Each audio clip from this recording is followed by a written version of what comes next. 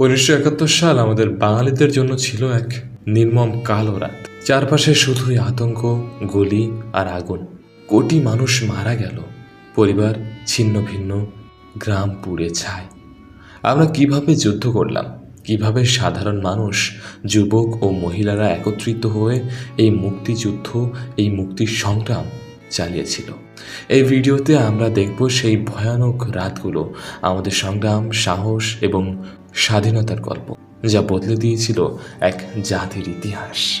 তো চলুন কথা না বলে ভিডিওটা শুরু করি। নাম্বার 1, প্রেক্ষাপট ও যুদ্ধের আগাম কাহিনী। 1971 সালের প্রেক্ষাপট একেবারেই অনন্য।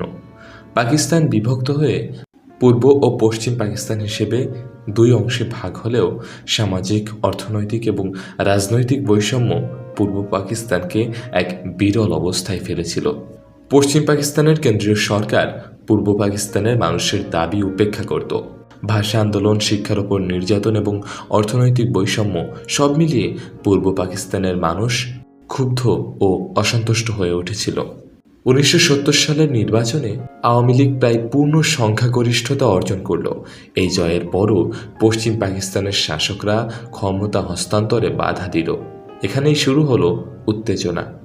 শহর গ্রামের মানুষ এই পরিস্থিতি বুঝতে পারছিল। কেউ ভাবতেই পারছিল না যে খুব শীঘ্রই এই উত্তেজনা রূপ নেবে রক্তাক্ত সংঘর্ষে। শহরগুলোতে প্রচণ্ড রাজনীতি, গোপন বৈঠক, মানুষের ভয় ও উৎসাহ সবই মিশে গেল। গ্রামের মানুষ জানতই না শহরের রাজনৈতিক সংঘর্ষ তাদের জীবনে কতটা বড় প্রভাব ফেলতে পারে। কিন্তু মানুষ ধীরে ধীরে বুঝতে লাগলো যে এই সংগ্রামে তাদের অবদান অপরিহার্য।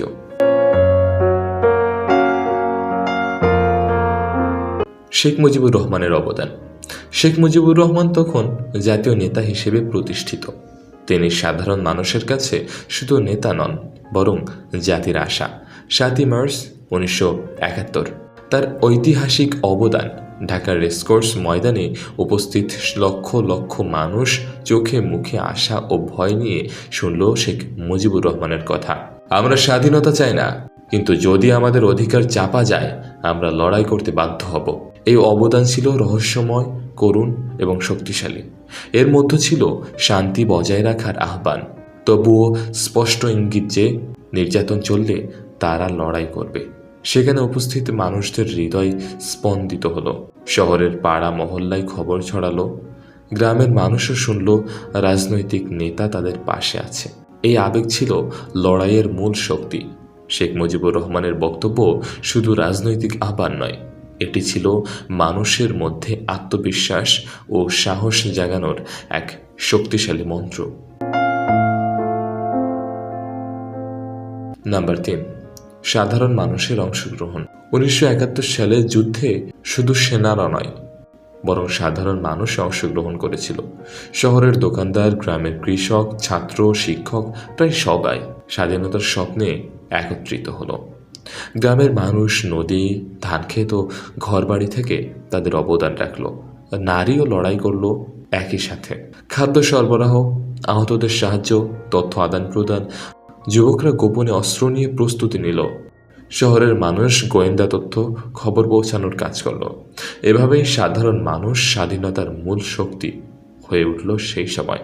গোপন সেতু, নদী, ছোট ছোট গুহা, এগুলো সাধারণ মানুষের নিরাপদ আস্তানা হয়ে উঠল।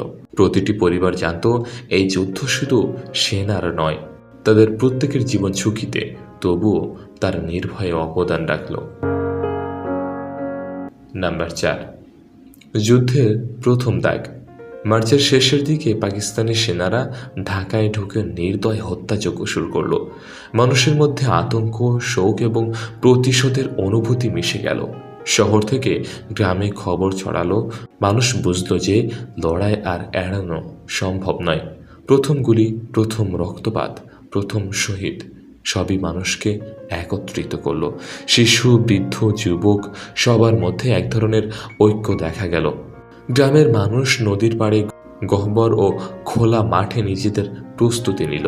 কেউ জানতই না পরের দিন কোন শহীদ বাড়িতে ফিরবে না, কিন্তু প্রত্যেকের মনোবল ছিল অটল। শুধু ঢাকার নয়, গ্রাম, নদীপাড়া, ছোট শহরগুলোও সেই সময়ে যুদ্ধের প্রথম পদক্ষেপ দেখল। মানুষ বুঝল যে স্বাধীনতার জন্য লড়াই কেবল প্রয়োজনীয় নয়, এটি তাদের আত্মপরিচয় রক্ষার এক অনিবার্য কর্তব্য। নাম্বার 5, মুক্তিযুদ্ধের রণকৌশল ও প্রস্তুতি। 1971 সালের মুক্তিযুদ্ধ কেবল সেনাদের লড়াই নয়, এটি ছিল গণমানুষের সংগ্রাম। সাধারণ মানুষ জানত সরাসরি সশস্ত্র প্রতিরোধ অসম্ভব, তাই লুকিয়ে অস্ত্র সংগ্রহ, গোপন ট্রেনিং এবং মিথ্যা খবর ছড়ানোর কৌশল নেওয়া হলো। গ্রামের মানুষ বনভূমি, ধানক্ষেত ও ছোট নদীতে লুকিয়ে মিলিত হতো। যুবকরা ছোট ছোট দল গঠন করলো, যা পরে মুক্তিবাহিনী হিসেবে পরিচিতি পেল। তারা রাতের অন্ধকারে রণভূমি পরিদর্শন করত, সেনাদের অবস্থান নোট করত এবং খবর শহরে পাঠাতো। সেনারা সাধারণত শহরের গুরুত্বপূর্ণ রাস্তা, পুলিশ চৌকি ও সেতুগুলো নিয়ন্ত্রণ করত। মুক্তিযোদ্ধারা তাই গুপ্ত পথ ও পেছনের রাস্তা ব্যবহার করে হামলা চালাতো। নদী এবং খাল ছিল তাদের জীবিকা ও যুদ্ধের পথ। ছোট নৌকা, বাঁশের সেতু এবং ছোট দিঘি সবই গোপন অস্ত্র চালানোর উপায়ে পরিণত হয়। প্রতি গ্রামে একটি বা দুটি গোপন সেপারেশন হেডকোয়ার্টার তৈরি করা হয়। নাম্বার 6, শহর ও গ্রামের লড়াই। যুদ্ধের প্রাথমিক সময়ে শহরগুলোতে পাকিস্তানি সেনারা ঘাটতি পূরণের চেষ্টা করল। শহরের গুরুত্বপূর্ণ অঞ্চল নিয়ন্ত্রণে রাখতে তারা কঠোর নিরাপত্তার ব্যবস্থা নিল। কিন্তু গ্রামের মানুষ শহরের দিক থেকে সেনাদের নজর ঘোরাতো। গ্রামের মানুষ গোপন পথ, নদীপাড়া ও খোলা মাঠ ব্যবহার করে আক্রমণ চালাতে লাগলো। তারা জানতো সরাসরি সংঘর্ষে জিততে পারবে না, তাই ঝুঁকি নেওয়া হতো রাতের অন্ধকারে একাধিক দলের মাধ্যমে। নদী পারাপারের সময় মানুষ ছোট নৌকা ব্যবহার করত। গোপন বার্তা প্রেরকরা রাতের অন্ধকারে সেনাদের নজর এড়িয়ে খবর পৌঁছে দিত। কখনো কখনো তারা সামরিক সরবরাহ লুট করত এবং অস্ত্র সংগ্রহ করত। শহরের মানুষও নিজস্ব কৌশল নিত। শিক্ষিত যুবক, ছাত্র এবং দোকানদার তারা সেনাদের অবস্থা পর্যবেক্ষণ করত এবং ছদ্মবেশে মুক্তিযোদ্ধাদের সহায়তা করত। শহর এবং গ্রামের একত্রিত কৌশল যুদ্ধের মূল শক্তি হয়ে উঠেছিল। নাম্বার 7, আন্তর্জাতিক প্রেক্ষাপট ও যুদ্ধের সমাপ্তি।